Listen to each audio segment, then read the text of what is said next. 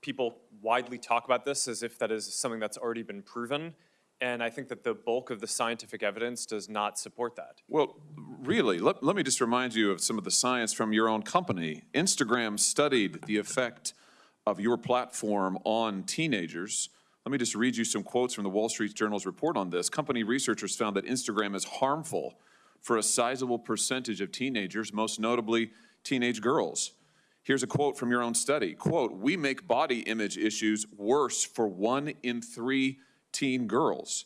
Here's another quote. "Teens blamed Instagram," this is your study, "for increases in the rate of anxiety and depression. This reaction was unprompted and consistent across all groups." That's your study.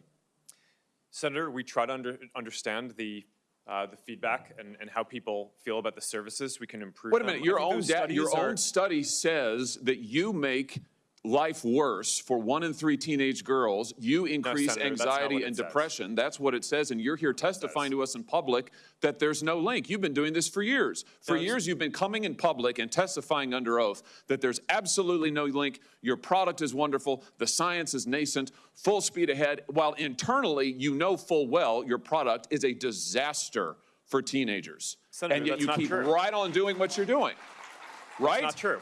That's not true. Let me show you some other facts I know that you're familiar with. Wait a minute. That's not a question. That's not a question. Those are facts, Mr. Zuckerberg. That's not a question. Those aren't facts. Let me show you some more facts. Here's some information from a whistleblower who came before the Senate, testified under oath in public. He worked for you. He's a senior executive. Here's what he showed he found when he studied your products.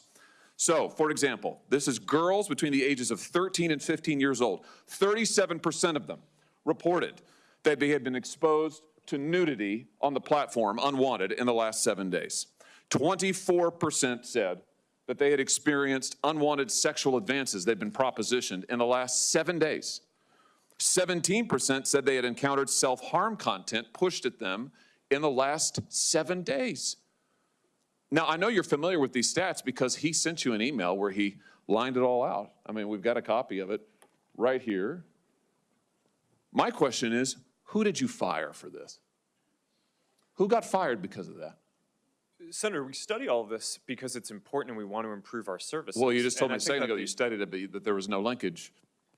Who did you fire? I said you mischaracterized. 37% of teenage girls between 13 and 15 were exposed to unwanted nudity.